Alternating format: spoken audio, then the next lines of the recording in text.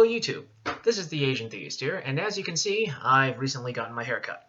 It kept getting in my eyes, which was kind of annoying, so it seemed appropriate to do so. Anyways, let's get started with part 2 of Crunch's top 10 reasons against God's existence. Number 9. God of Gaps. Hey believers over there, we agree with you, and here's how. I'm listening. Now that we have your attention, could you explain the idea of God of Gaps? That is your argument of his existence? What? You somehow prove God's existence by pointing out phenomenon that science can't explain, and hence, they're facilitated by God. In ancient times, Greeks believed Poseidon to be behind earthquakes, but it's now been proved a scientific activity. Sorry, not that kind of believer. Can our lack of knowledge about the universe substitute for the existence of another force? That's not very convincing, sorry. Which is precisely why I don't subscribe to that type of argumentation, despite being a believer. Apparently, the people who made this video seem to think that when we say God created the universe or some other element in nature, we are always betting everything on the idea that science won't find any other explanation except strictly divine intervention. That's not what we mean at all, especially not in my case.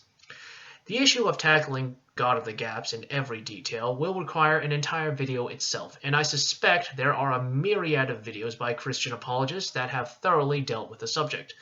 That being said, here's a short answer to the issue. Saying God created the universe is not, and I repeat, is not dependent on our inability to explain things through science.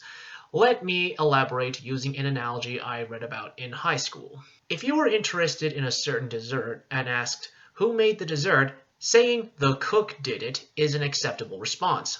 However, if you were to ask how the cook prepared it or what is the recipe, saying the cook did it would not be a proper answer as a different type of question is being asked. It's essentially a matter of context. Saying God did it is not the same thing as saying how God did it. That's for science to figure out. Overall, using a God of Gaps style argumentation is, as far as I'm concerned, a now discredited and outdated form of argumentation, at least in principle. Christians, from young Earth creationists to theistic evolutionists, have been known to explicitly deny endorsing this type of reasoning. Sure, they might make an argument that may appear to be a God of the Gaps type, but they're only human after all, and at least some of such arguments are actually not God of the Gaps when examined closely. Even so, they will still say that the Christians who have explicitly appealed to a God of the Gaps approach, both in the past and present, essentially shoot their own faith in the foot, so to speak. So congratulations, Crunch. You have just attacked a straw man. Alright, that covers reason number 9. Let's hope the remaining 8 will actually present a challenge. In the meantime, this is the Asian Theist, signing off.